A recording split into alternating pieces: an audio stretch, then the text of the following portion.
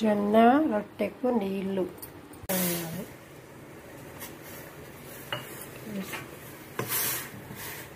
అలా కలపాలి మంచిగా.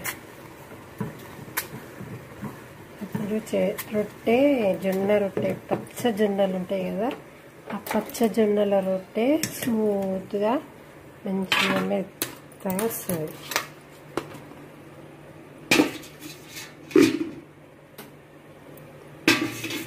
స్మూత్గా విసుకోవాలి దీన్ని, ఇలా విసుకోవాలి. విసికి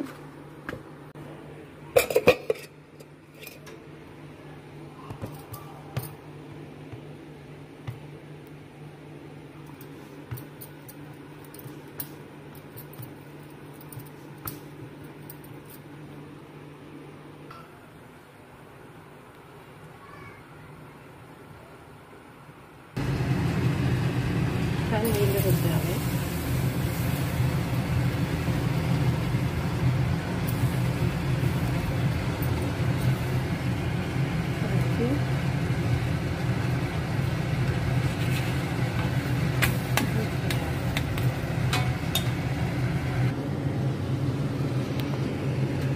చూడండి ఎంత స్మూత్గా వచ్చినాయో చపాతీలు అంటే జొన్న రొట్టెలు.